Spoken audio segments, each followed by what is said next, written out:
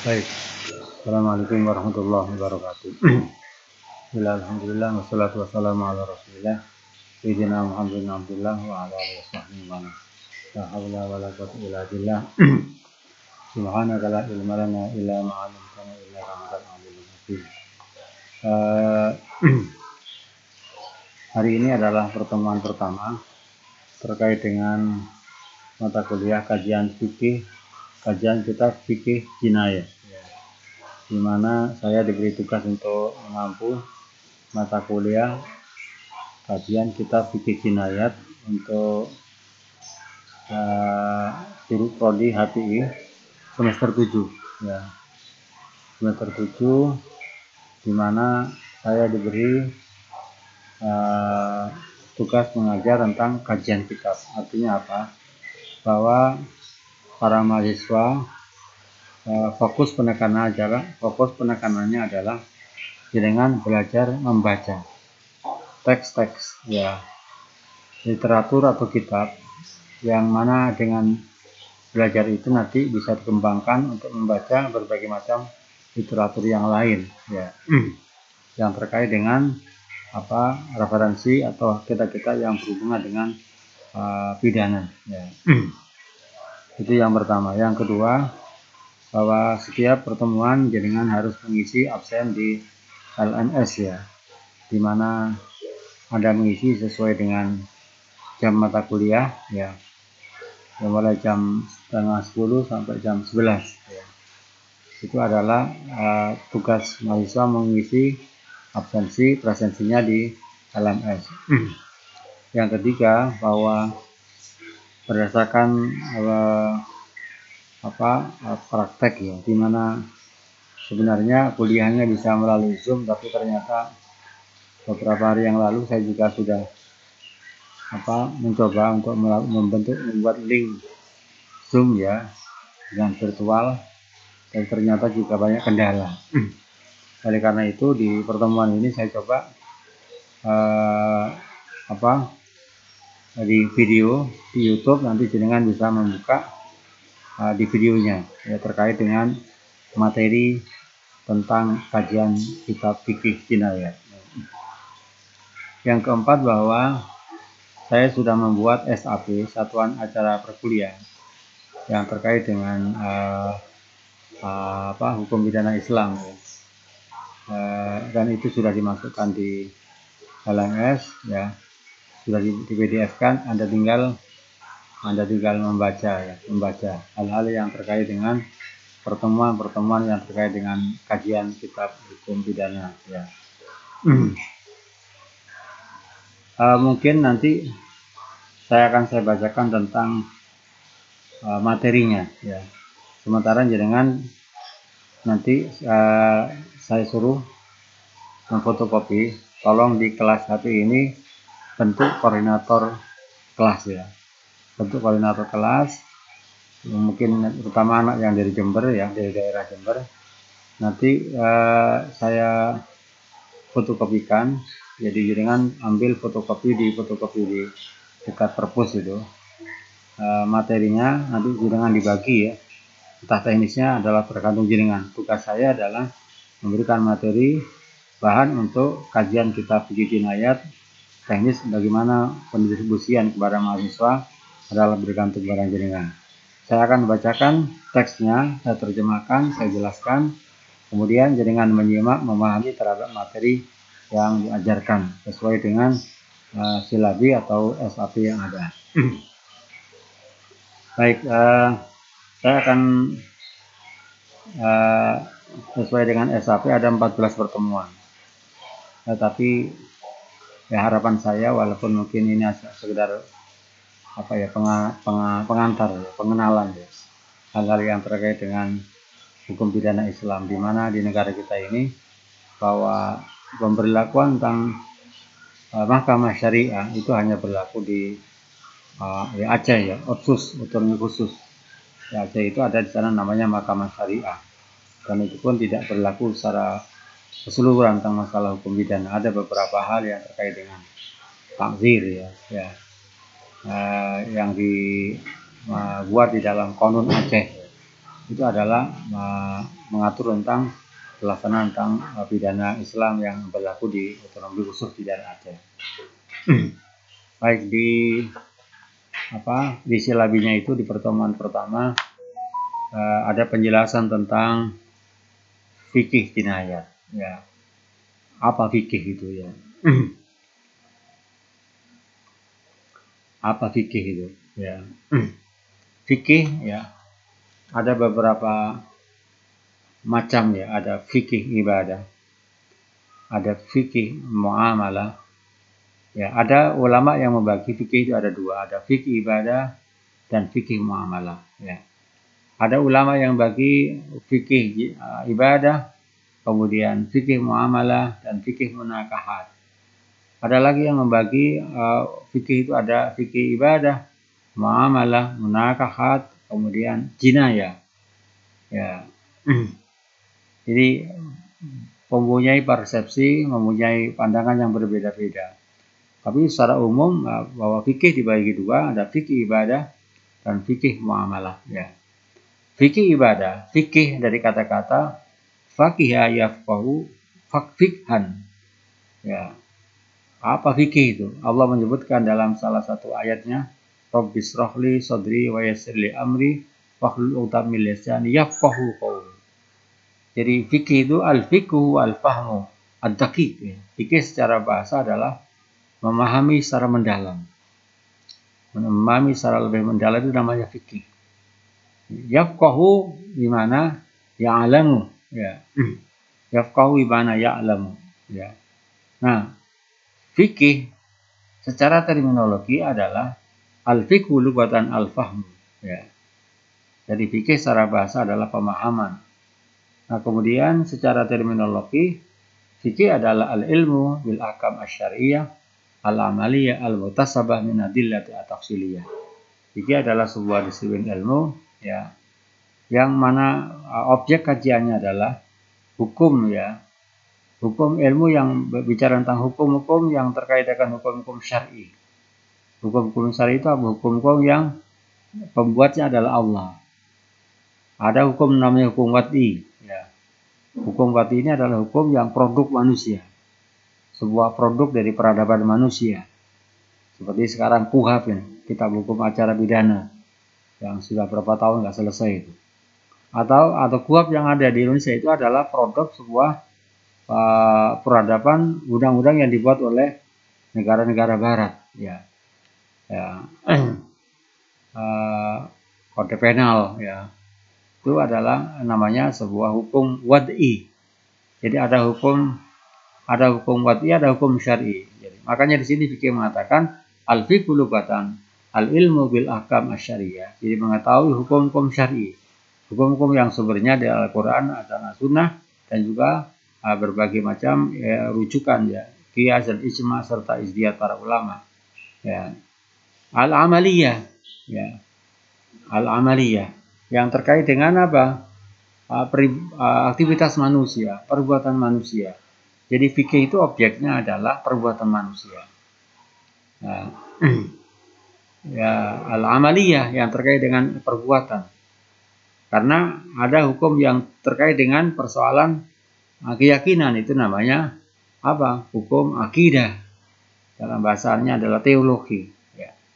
Jadi kalau keyakinan adalah objeknya adalah itu dibahas di dalam ilmu tauhid, ya. Ilmu kalam, ilmu akidah. Nah, kalau yang berhubungan dengan perbuatan manusia, perilaku manusia, itu adalah namanya fikih, ya. Maka fikih dikatakan al-ilmu bil ahkam asy-syar'iyyah al-amaliyah, ya, yang terkait dengan perbuatan manusia, al-muktasabah yang dihasilkan min adillati tafsilah dari beberapa dalil, dari beberapa sumber hukum yang sifatnya adalah at-tafsiliyah secara detail, secara rinci. Itu adalah fikih. Nah, oleh karena itu maka fikih adalah produk ijtihad, ya. Fikih itu ada produk ijtihad, ya. Ya. Kalau ijtihad itu dimungkinkan di sana ada berbagai macam perbedaan pemahaman, ya. Maka fikih itu ada khilaf, ya. Fikih itu ada khilaf, ya. Jadi fikih jinayat itu adalah fikih adalah tadi itu dikatakan al-ilmu bil ahkam asyariyah, ilmu yang bicara tentang hukum-hukum syar'i, hukum-hukum di mana pembuatnya adalah Allah yang bersumber dari beberapa Al-Quran dan As-Sunnah. Ya. Berbeda dengan hukum wad'i. Hukum wad'i adalah hukum yang produk hukum yang dibuat oleh manusia. Undang-undang KPK misalnya, undang-undang Mahkamah Konstitusi, undang-undang yang terkait dengan kekuasaan peradilan agama, kekuasaan tentang kejaksaan dan segala itu adalah hukum wad'i. Kalau hukum syariah adalah hukum yang dimuat di dalam Al-Quran As-Sunnah. Ya. Al-Hakam al-Hakam syari' al-amaliyah al-mutasab adilah tafsir, itu adalah namanya fikih. Nah, tadi sudah saya sebutkan bahwa fikih ada dua. Secara garis besar ada namanya fikih ibadah, ada fikih muamalah. Ini sudah dijelaskan dalam semester 1 ya. Jadi kalau fikih ibadah adalah fikih hukum yang mengatur bagaimana manusia melakukan ibadah, melakukan sebuah ritual untuk melakukan ibadah kepada Allah Ta'ala. Ya. Ibadah itu apa sih? Sebuah aktivitas di mana manusia melakukan komunikasi, melakukan sebuah ritual di mana harapannya adalah hanya semata-mata mengharapkan ridha Allah Ta'ala. Makanya al-ibadah. Al-ibadah secara bahasa adalah at-ta'ah.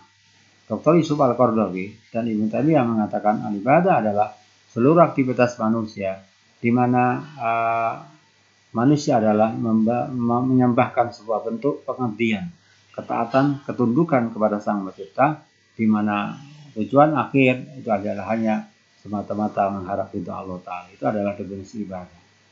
Ada yang mengatakan fikih muamalah. Yang kedua adalah fikih muamalah. Fikih muamalah adalah fikih yang memang objek kajiannya adalah bicara tentang hubungan interaksi sosial, hubungan antar manusia. Nah, muamalah di sini ada berbagai macam subbagian bahasan. Ada munakahat, ada jinayah, ya. Ada namanya fikih muamalah, ada jinayah, ada fikih, ada murafaat, ya. Ada yang mengatakan fikih murafaat. Nah, tapi ada ulama yang hanya bagi secara garis besar fikih ada dua, ibadah dan muamalah. Kemudian fikih jinayah, ya. Fikih jinayah. Apa jinayah itu? Dalam istilah pidana Islam ada namanya jinayah, ada jarimah. Ya. Ya, jadi pidana Islam dibedakan menjadi dua ya. Fikih jinayah, ya. Ada jinayatul hudud, ya. Ada jinayatul qisas. Jinayah itu di dalam bahasa umumnya adalah namanya crime. Ya. Sebuah tindak pidana, ya, crime. Namanya adalah pidana, ya. Dalam bahasa Arabnya namanya jarimah atau jinayah. Memang dalam kalangan ahli ulama fikih ya, ada yang mengatakan membedakan antara jarimah dengan jinayah. Ya. Ada yang membedakan ada jarimah dengan jinayah. Ya. Jarimah itu crime ya. Jadi kata kerja jaroma ya. Jaroma, doroba ya. Jarimatan. Jadi masdar itu. Jadi jarimah itu berasal mustaq dari kata-kata kerja atau fiil jaroma ya. Jaroma artinya apa? Adnaba, melakukan pelanggaran perbuatan dosa. Ya. Jadi jarimah itu adalah melakukan secara bahasa adalah dari kata-kata jaroma di mana di mana jaroma ya. Jarimah jaroma, di mana adnaba melakukan perbuatan dosa. Kemudian ada lagi namanya al-jirmu ya. Al-jurmu ya. Jirmun itu artinya jamannya ajrom ya. Kemudian jarimah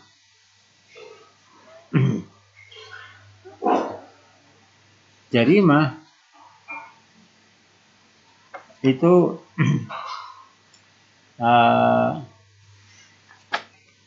ada dibagi dua ya.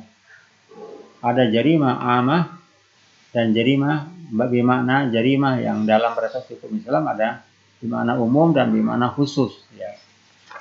Itu adalah makna jarimah ya. Kemudian jarimah atau pidana yang mendapatkan sanksi hukum dalam Islam itu ada di mana? Jarimah am dan jarimah khos. Ya. Ada jarimah am, ada jarimah khos. Ya. Kemudian jarimah am adalah jarimah maksudnya jarimah yang secara umum adalah seluruh perbuatan yang melakukan pelanggaran hukum terhadap Allah Ta'ala dan larangannya itu namanya jarimah. Itu mana pidana secara umum. Ya. Ada namanya jarimah imana khos. Ya. Al-jarimah al-amah. Makna am yuqsadu bihi fi'lu ma fihi mukhalafatun li awamirillah wa nawahi. Ya. Jadi sebuah perbuatan melakukan sebuah tindakan di mana tindakan itu melakukan pelanggaran terhadap perintah Allah dan perintah Allah Ta'ala dan larangannya. Itu dikatakan namanya makna umum. Ya. Ada yang mengatakan bahwa jarimah adalah, jadi katakan makna jarimah yang umum itu adalah kullu mu'siyatin, ya. Sawaun kanat kullu ma'siyatin sawaun suriyala uqubatun fid dunya au kanat uqubah fil akhirah, uqubatu fil akhirah. Jadi makna jarimah secara umum adalah sebuah perbuatan melanggar hukum di mana perbuatan itu mendapatkan sanksi baik dalam kehidupan dunia ataupun dalam kehidupan di akhirat. Itu makna jarimah secara umum. Kemudian ada jarimah namanya jarimah secara khusus. Ya, makna jarimah yang makna khos. Apa yang dimaksud dengan jarimah secara khos itu? Wa yuqsadu bihi irtikabu ay ma'siyatu minal ma'asi alladhi rattaba syari'u alaihi qubatan fid dunya yahkum bi al-qada wa tunafatu al jani kal qatl wa zina. Jadi yang maksud dengan jinayah jarimah secara khusus adalah sebuah perbuatan pelanggaran hukum, ya, di mana Allah Ta'ala telah memberikan sanksi hukum kepadanya dalam kehidupan dunia, di mana pelaksanaannya adalah berdasarkan kepada lembaga peradilan. Ya. Eksekusinya adalah ada di lembaga peradilan, seperti membunuh, melakukan zina, itu dia dikatakan namanya makna jarimah secara khusus. Ya. Kemudian Imam Al-Mawardi memberikan terminologi, jadi katakan jarimah itu apa sih? Ya, atau jinayah. Al-Mawardi mengatakan bahwa jinayah adalah makturatun syar'iyatun jazaru anda bi hadin au ta'zir. Menurut Imam Al-Mawardi yang dikatakan jarimah atau jinayah adalah sebuah larangan-larangan hukum, makturat, hal-hal yang dilarang, hal-hal yang dia diharamkan, syar'iyatun yang berdasarkan hukum agama, aturan agama, jazaru anda di mana sanksinya, ya, itu ada diberi sanksi had, ya, hukuman had atau ta'zir. Hukuman had adalah hukuman yang telah ditentukan oleh nas, itu namanya hukuman had. Ya, hukuman had adalah hukuman yang telah ditentukan oleh nas. Ya. Hukuman had itu apa? Berzina misalnya. Kemudian qadaf, ya, syurbul khamri, kemudian al-baghyu memberontakan, ar-ridah murtad, as-sariqah pencurian, al-qirabah perampokan. Itu namanya adalah jarimah hudud, ya. Ada jarimah kisos, ya. Jarimah kisos terdiri dari dua, yaitu adalah pembunuhan dan penganiayaan. Itu namanya jarimah al-kisos, ya.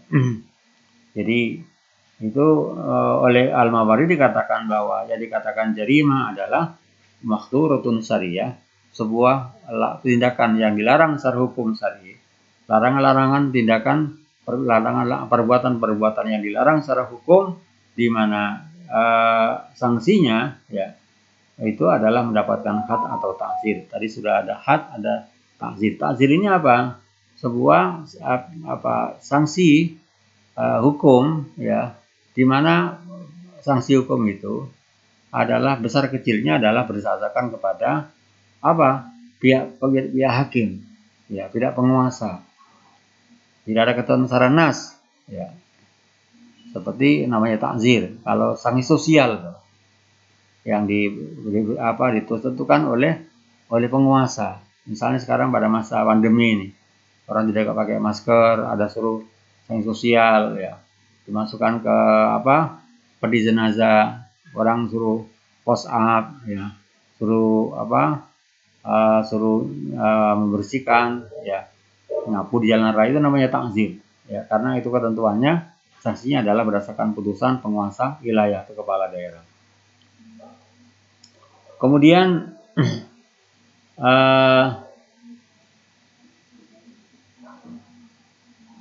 sanksi ya, wal mahdur asyari, larang-larangan yang berdasarkan hukum syari itu adalah melaksanakan apa yang dilarang oleh Allah dan Rasulnya atau meninggalkan terhadap apa yang diperintahkannya. Ini namanya mahduratun syariah ya. Mahduratun syariah ya. Kemudian bahwa hukuman ya, sanksi atau hukuman ketika orang melaksanakan pelanggaran baik yang bersifat had ya, jarimah hudud atau jarimah qisas itu orang akan mendapatkan namanya uqubah, sanksi ya. Uqubah ya. Ada uqubah ya. Al-uqubah sanksi itu apa sih? Al-uqubah minal iqab ya. Jadi sanksi atau balasan. Jadi majazatul mar'i bima fa'ala min su'ir. Jadi balasan seorang terhadap apa yang tindakan yang ia lakukan, tindakan buruk yang dia lakukan. Itu namanya adalah uqubah ya. Kemudian uqubah itu dibagi dua, ada uqubatun muqaddarah dan uqubatun ghairu muqaddarah ya. Jadi sanksi hukuman yang sudah ditetapkan berdasarkan nas. Dan yang kedua adalah ada sanksi yang tidak ditetapkan secara nas. Ya. Jadi ada uqubah muqaddarah dan uqubah ghairu muqaddarah. Adapun uqubah yang muqaddarah, uqubah yang sanksi yang telah ditetapkan oleh nas adalah sanksi-sanksi atau hukuman-hukuman yang telah ada ketentuan nasnya, ketentuan teks Quran dan hadisnya dari Allah ya. Di mana dijelaskan di sana tentang jumlah, kuantitas dan kualitasnya. Berapa dia harus melakukan, berapa sanksi harus dia terima. Itu adalah berdasarkan kepada nas ya. Namanya uqubatun muqaddarah ya. Nah, uqubah muqaddarah itu termasuk diantaranya adalah uqubatul hudud ya. Jadi sanksi tentang melaksanakan hukuman had ya. Had itu tadi sudah disebutkan. Misalnya melakukan perzinahan, jarimah, qadzaf, menuduh orang lainnya berbuat serong ya. Melakukan pemberontakan, riddah, pencurian dan perampokan misalnya. Itu namanya uqubatul hudud, uqubah yang telah ditentukan oleh nas ya. Kemudian al-qisas ya, uqubatun qisas. Wal qisas ya, uqubah qisas itu artinya uqubah di mana orang melakukan pembunuhan ataupun penganiayaan. Wadiyat ya. Dia itu adalah pemberian sejumlah nilai mata uang yang diberikan kepada orang yang pihak keluarga yang terkena pihak keluarga yang terbunuh misalnya, itu namanya diyat ya. Ada namanya hudud ya. Tadi itu sudah dijelaskan bahwa jarimah hudud itu mengandung termasuk hadduz zina, melakukan had atas orang pelanggaran zina, kemudian haddul qadzaf, had atau hukumannya atas tuduhan orang lain berbuat serong ya. Haddul khamri ya, haddul khamri ada hukuman bagi orang yang minum khamr, haddus sariqati dan hukuman bagi pencurian, wal khirabati dan melakukan perampokan, wanita dan murtad, wal baghyu. Baghyu artinya apa? Baghyu itu artinya melakukan pemberontakan, makar ya. Kemudian jadi kalau uqubah muqaddarah itu sudah ada ketentuan nasnya. Kalau uqubatun ghairu muqaddarah tidak ada ketentuan besar kecilnya tentang masalah asalah daripada hukuman itu sendiri ya. Kemudian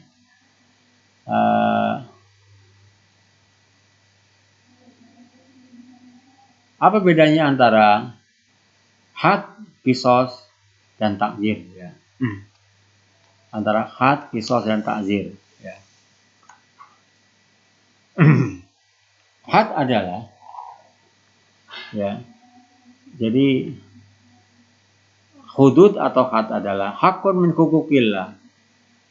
ya, itu adalah had ya. Jadi hukuman-hukuman yang di mana ketentuannya adalah berdasarkan ketentuan dari Al-Quran dan Sunnah ya. Had adalah hukuman yang telah ditentukan oleh syar'i. Itu namanya adalah hukuman had ya. Ada sebagian ulama mengatakan wa rafahu ba'dul fuqaha bi annahu al-uquba al-muqaddar saran haqqillah. Jadi mengatakan bahwa had adalah hukuman yang telah ditentukan banyak sedikitnya berdasarkan hukum ya, dalam rangka melaksanakan hak Allah Ta'ala ya. Misalnya orang berzina itu diberikan sanksi karena melaksanakan hukuman ketentuan dari Allah, namanya adalah had atau namanya hudud ya. Allah menyebutkan dalam surah Al-Baqarah tilka hududullah, itulah ketentuan-ketentuan Allah, fala ta'tadu, kau jangan melampaui batas ya.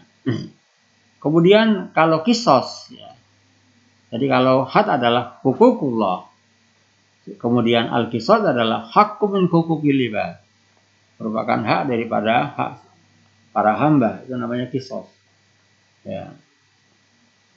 Qisas itu adalah hakun min hukukil ibad ya, hak daripada hak seorang hamba, namanya qisas.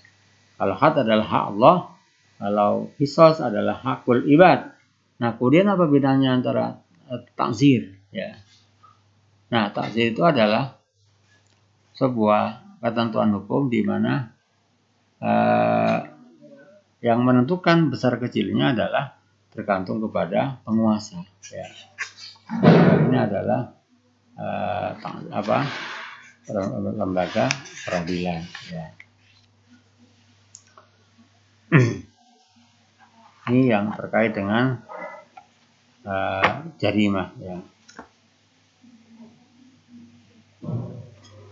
atau pidana, dalam bahasanya adalah pidana ya. Kemudian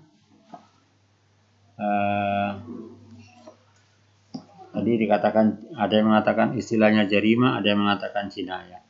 Ada lagi yang memberikan definisi jinayah itu apa? Jinayah adalah ismun lima yajni almaru min khairin aw syarrin walakin ghalibu istimali kalim ala ma yuzza min syarrin wa awala misal alaihi min hurmatil afal.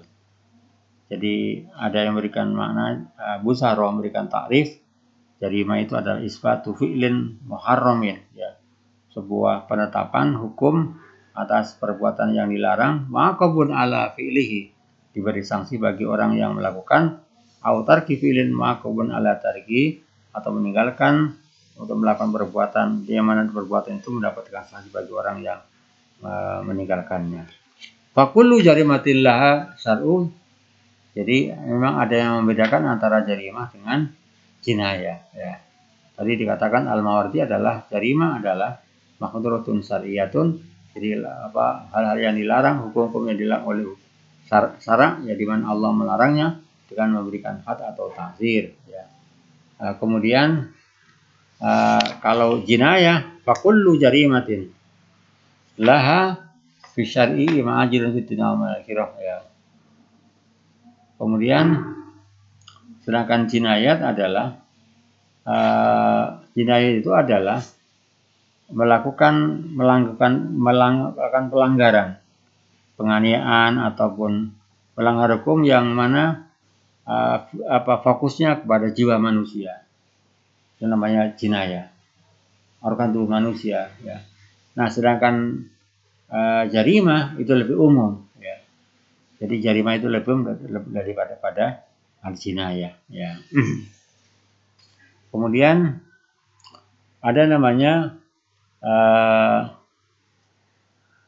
tadi ada macam-macam sumber-sumber hukum fikih jinayat. Jadi sumber-sumber hukum ada fikih jinayat ya. Sumber-sumber hukum daripada fikih jinayat. Sumber-sumber hukum jinayat adalah sumbernya kepada Al-Quran, As-Sunnah ya. Kemudian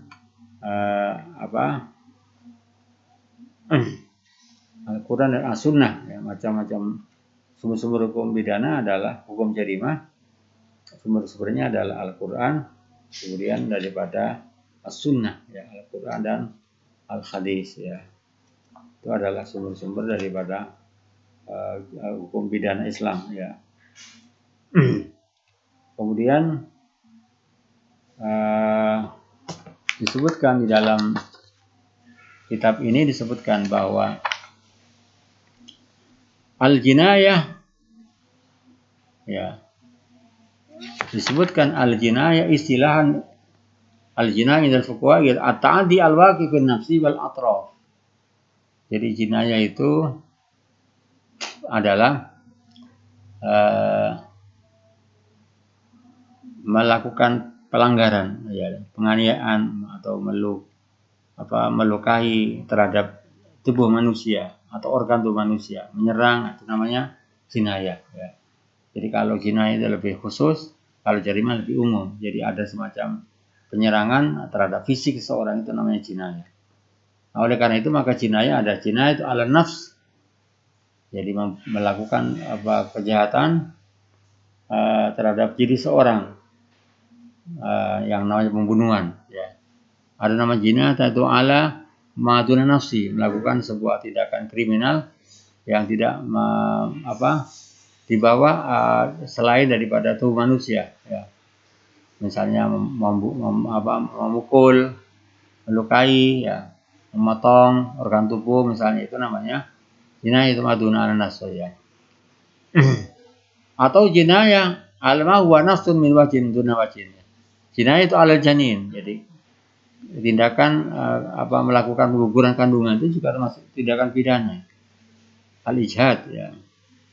Itu adalah pembagian jinayah. Jinayah ala nafs bil qatli, jinayah ala madun nafsi, al jinayah ala huwa nafsun ya. Itu namanya jinayah yang dikatakan namanya al-ijhad ya. Kemudian Imam Hanafi, ulama Hanafi ya, membagi jinayah itu ada anwaul jinayah ala nafsi. Pembagian jinayah kepada jiwa itu dibagi menjadi 5 ya. Salah satu diantaranya anwaul jinayah ala nafsi al-qatlu. Jadi pembagian jinayah kepada jiwa itu adalah diantaranya adalah membunuh ya, adalah melakukan pembunuhan ya. Jinayah itu ala nafs ya. Kemudian Abu Hanifah, ulama Hanafiyah membagi pembunuhan itu ada 5 macam. Ada al-qatlul amdu, pembunuhan dengan sengaja. Al-qatlul syibul amdi adalah bahwa ada yang namanya, yang ketiga adalah qatlul khata, pembunuhan dengan salah.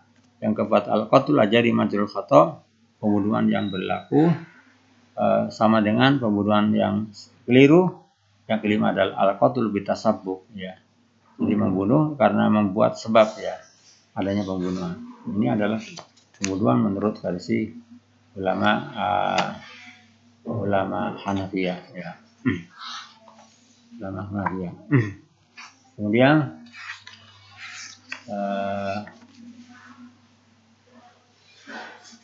baik, saya kira itu hanya sebagai pengantar. Nanti kitabnya